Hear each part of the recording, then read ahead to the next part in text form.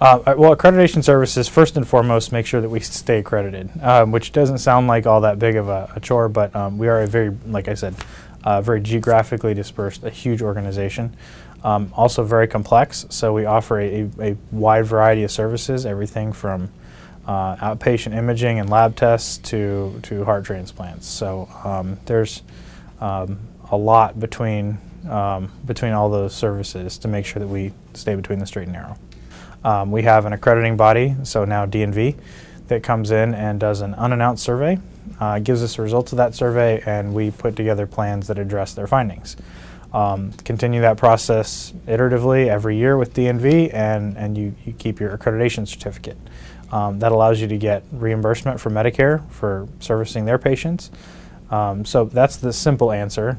What's a little bit harder about a large organization is you have first of all, you have a lot more surveyors than a small hospital. So we have 17 surveyors on site for 5 days.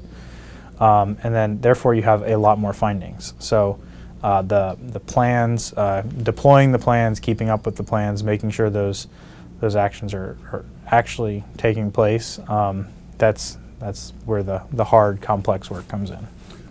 As I'm looking at hospitals that are struggling with ISO implementation around the country, it became very apparent to me that it's being made much too difficult for them.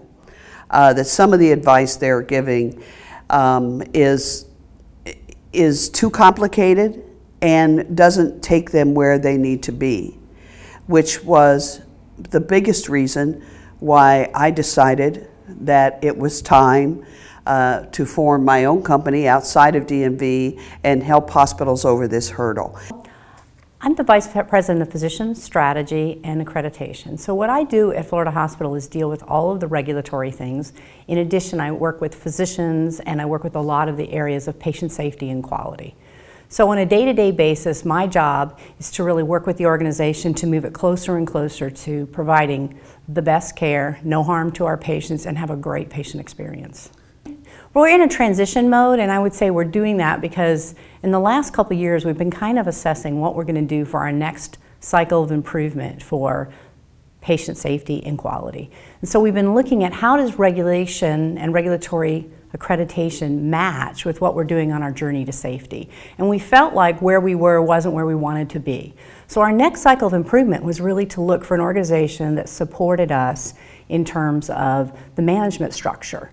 And we found ISO and ISO 9001, and then we found DNV.